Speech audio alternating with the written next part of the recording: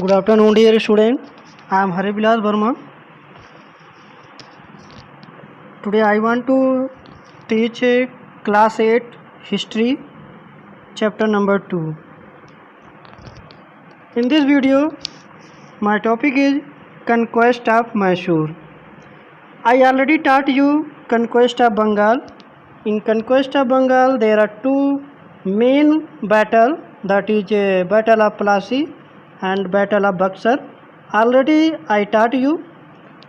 Today is also an interested topic, so listen very carefully. Okay, बहुत carefully आपको सुनना है. ये जो है बहुत इम्पॉर्टेंट टॉपिक है. ओके, मिस नहीं करना है. चलिए स्टार्ट करते हैं आज का topic. Okay, let's come and start. Conquest of Mysore. One of the conquest of Mysore. Okay. One of the strongest opposition that the British had to face in India came from Mysore under the leadership of Hyder Ali and his son Tipu Sultan. देखिए, जो British थे, British जब अपनी power, अपना जो है अधिकार पूरे इंडिया पर फैलाना चाहते थे, करना चाहते थे, तो उसमें एक तो बंगाल सबसे बड़ा बाधक बना. ठीक है. दूसरे नंबर पे जो बाधक बना, जो अपोजिशन इनको मतलब जो है झेलनी पड़ी, वो मैसूर, कंक्वेस्ट ऑफ मैसूर, यानी मैसूर के जो रूलर थे हैदर अली और उनके सन टीपू सुल्तान. हैदर अली और उनके सन टीपू सुल्तान, इन दोनों को उन्हें झेलना पड़ा. ठीक है. ये बहुत ही ज़्यादा पोजीशन इनको मतलब फेस करना पड़ा. देखिए आगे क्या है. एंग्लो मैसूर वार. एंग्लो मैसूर वार कब से कब तक चला था, ये डेट आपको माइंड में रखनी है.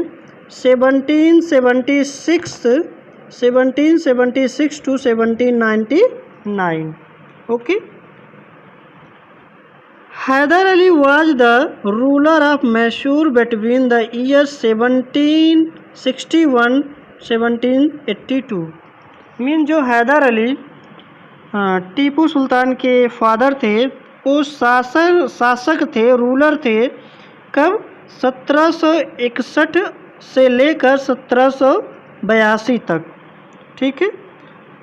ड्यूरिंग हिज रीन, अपने शासन के दौरान, he did not encourage trade with the British as he had form an alliance with the French. देखिए, जो हैदर अली थे, हैदर अली अपने शासन के दौरान, ठीक है, अपने शासन के दौरान ये ब्रिटिश से व्यापार करने के लिए मतलब जो है व्यापार करने के लिए कोई क्या कह सकते हैं लिफ्ट नहीं दिए, यानी कोई जो है वो अलाउ नहीं किए कि हमारे यहाँ व्यापार करिए. इसकी वजह क्या थी कि जो हैदर अली थे ऑलरेडी फ्रेंच कंपनी के साथ अलायंस कर चुके थे, समझौता कर चुके थे. ठीक है. His son Tipu Sultan also did not allow trade with the British. उसी तरह इनके पुत्र टीपू सुल्तान ने भी ब्रिटिश को व्यापार करने के लिए अलाउ नहीं किया कि आप हमारे यहाँ व्यापार करिए, उनको मना कर दिए. ठीक है. इस वजह से जो है ब्रिटिश और मैसूर के रूलर टीपू सुल्तान और हैदर अली के बीच इनमिटी काज हो गई, यानी शत्रुता बन गई. क्या बन गई? दुश्मनी बन गई. ठीक है. जो दुश्मनी बन गई, अब इससे क्या हुआ, इसका रिजल्टेंट क्या हुआ कि 4 एंग्लो मैसूर वार हुए. ठीक है. एंग्लो मैसूर वार कितने हुए? 4 हुए. 1766 से लेकर 1799 तक. ठीक है. 4 एंग्लो मैसूर वार हुआ, सिर्फ कितना हुआ कि अंग्रेज़ों को वहाँ जो है अपने यहाँ टीपू सुल्तान और हैदर अली जो थे व्यापार करने का जो है परमिशन नहीं दिए। इसकी वजह से 4 युद्ध हुए। देखिए इतिहास कितना बड़ा रोचक है। सिर्फ व्यापार के लिए इतनी लड़ाई हो रही है। इन 1799 द ब्रिटिश कैप्चर्ड श्रीरंगपट्टनम। ठीक है, 1799 में ब्रिटिश ने जो है श्रीरंगपट्टनम को अपने हिरासत में ले लिया, अपने कब्जे में ले लिया। और टीपू सुल्तान वाज मैट्रेड। टीपू सुल्तान क्या हुए, शहीद हो गए, यानी युद्ध करते करते वो क्या हो गए, शहीद हो गए, मार्टिर्ड हो गए। ठीक है, शहीद हो गए। The defeat of Mysore made way for the British to establish their supremacy over most of India. ठीक है, तो कहने का मतलब मेरा ये है कि जो 4 वार लड़े गए एंग्लो मैसूर, इसमें 1799 में जो है 1799 में टीपू सुल्तान मार्टिर्ड हो गए और कि ब्रिटिश ने जो है श्रीरंगपट्टनम को अपने हिरासत में ले लिया। इस तरह से ब्रिटिश को एक और रास्ता मिल गया कि पूरे भारत में अपनी प्रभुसत्ता यानी शासन जमाने का।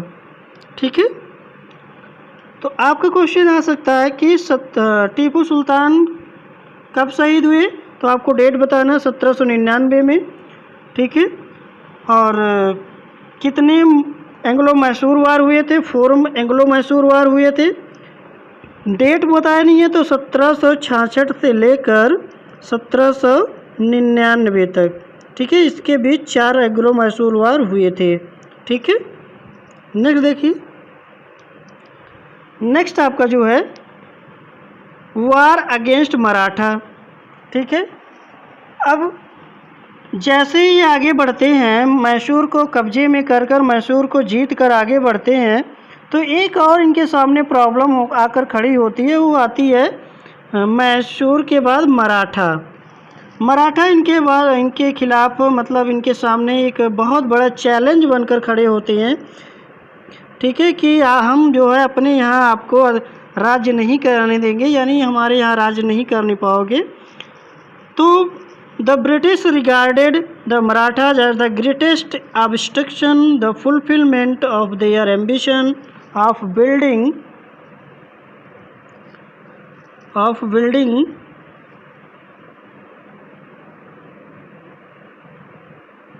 an empire in India and therefore were keen to weaken their power at the earliest opportunity। देखिए, जो मैसूर के बाद मराठा बहुत बड़ी शक्ति बनकर इनके सामने खड़े हुए, इनके अपोजिशन में थे कि जो है ये ब्रिटिश पूरे भारत में यानी मराठाज का जहाँ जो एरिया था वहाँ पर शासन नहीं कर पाएंगे। तो अंग्रेज़ों ने क्या धीरे थोड़ा सा क्या किया, इनके अंदर क्या कह सकते पेशेंस था। इन्होंने मौके का इंतज़ार किया। मौका क्या था कि इन्होंने क्या किया, धीरे धीरे मराठा की शक्ति को वीकेन होने का इंतज़ार किया कि मराठा की शक्ति कब कमज़ोर हो।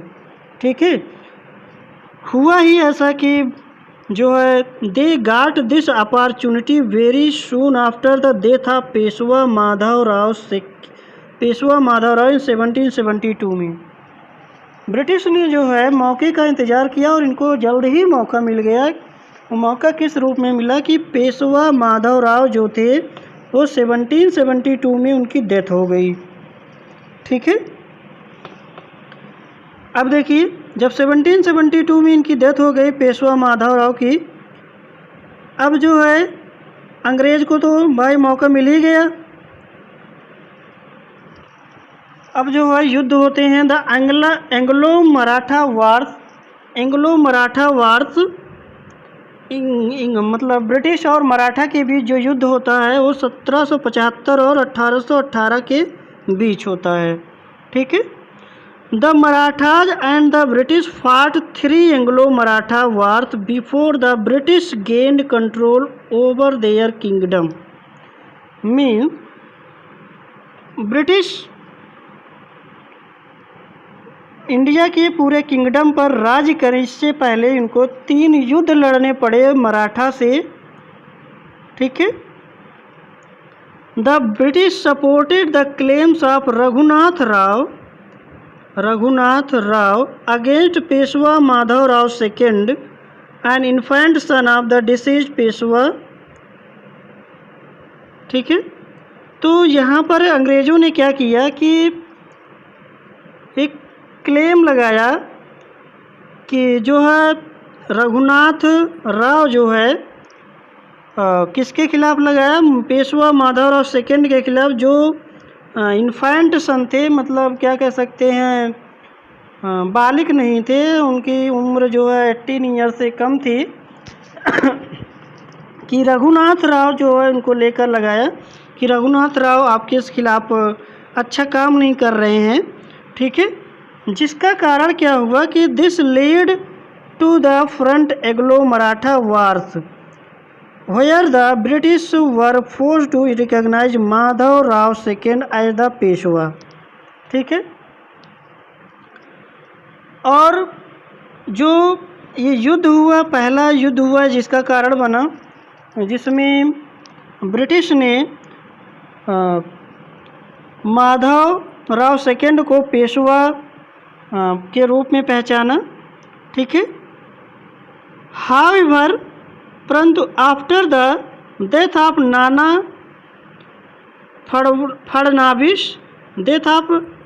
फडनाविस who lead the first battle against the British, the Marathas started fighting amongst each other for power। देखिए जो फर्स्ट एंग्लो मराठा वार हुआ उसमें जो मराठा सेना के कमांडर चीफ थे, यानी जो है जो उस सेना को लीड कर रहे थे, उनकी डेथ हो जाती है नाना फडनाविस की। तो उसके बाद जो है मराठा आपस में लड़ने लगते हैं, ठीक है। जब आपस में लड़ने लगते हैं तो ये तो अंग्रेज़ों के लिए और ही अच्छा मौका मिल गया कि अब तो इनको हराना मुश्किल काम नहीं, बहुत आसान काम है, ठीक है। When the British saw this, they took advantage of situation, और इस मौके का उन्होंने फ़ायदा उठाया और 2 और युद्ध लड़े, ठीक है। टू मोर वार्स वर फाट between the Marathas and the British. 2 और युद्ध लड़े, पहले तो एक लड़ ही चुके थे, 2 और भी लड़े, ठीक है। Leaving the Marathas defeated and establishing the British as the supreme power. 2 और युद्ध लड़कर जो है मराठा को डिफीट कर दिए और इंडिया पर सुप्रीम पावर अपनी प्रभुसत्ता जमा लिए। It could now move forward on its plans to annex the whole India. इस तरह से मराठा को हराकर जो है पूरे इंडिया को अपने कब्जे में कर लिया, ठीक है। यानी पूरे इंडिया को हड़प लिए और अपने अकॉर्डिंग वहाँ पर शासन करने लगे, ठीक है। इस तरह से आपको कुछ चीज़ें याद रखनी है जो आपको मैं बता रहा हूँ। एंग्लो मैसूर वार,